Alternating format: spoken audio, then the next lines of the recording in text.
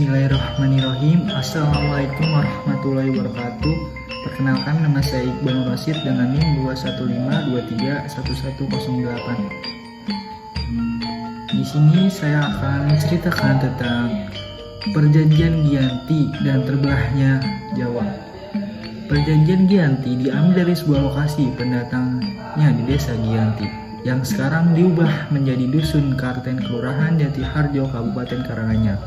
Diadakan Perjanjian Giyanti pada tanggal 13 Februari tahun 1755 yang melibatkan Pakubuwono III, Pangeran Mangkubumi, dan Perserikatan Dagang VOC 100. Perjanjian Giyanti merupakan episode penting bagi keberadaan Kesunanan Surakarta dan Kesultanan Yogyakarta, sekaligus mendatangani berakhirnya Kerajaan Mataram Islam sepeninggalan Sultan Agung Hanyokrokusumo.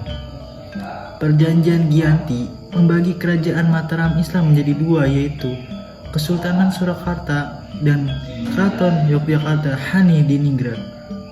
Wilayah timur sebagai opak dikuasai Mataram Sunan Pakubuwono III yang berkedudukan di Surakarta, sedangkan wilayah barat Sungai Opak diserahkan kepada Pangeran Mangkubumi sekaligus diangkat menjadi Sultan Hamengkubuwono I yang menetap di Yogyakarta. Lahirnya Perjanjian Giyanti berawal dari masalah di dalam Kerajaan Mataram Islam yang kemudian melebar kemana-mana.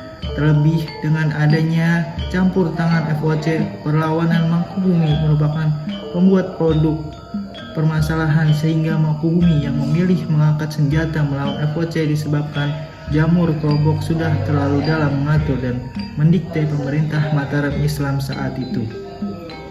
Dan saat itulah dipimpin oleh Pakubuwono II. Salah satu hal yang tidak bisa diterima oleh Mangkubumi adanya lepasnya wilayah pesisir Jawa ke tangan VOC pada wilayah itu.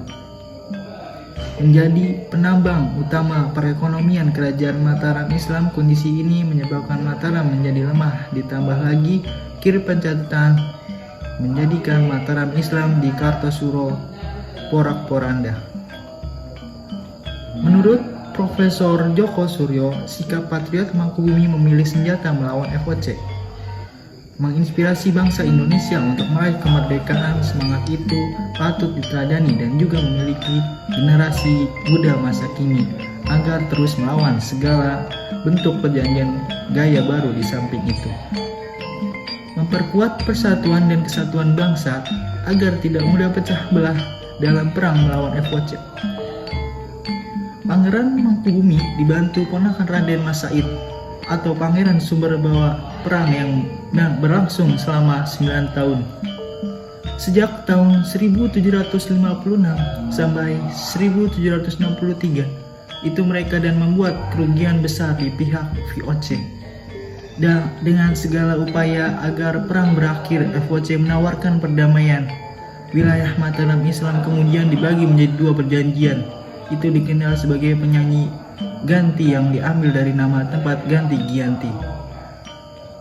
Strategi yang dipakai VOC pada saat itu adalah politik pecah. Menurut Profesor Djoko Suryo, politik pecah belah ini terus mempraktikkan VOC dan diteruskan oleh pemerintah kolonial Belanda hingga kemerdekaan. Salah satunya kesepakatan membentuk Republik Indonesia Serikat atau RIS agar Belanda bisa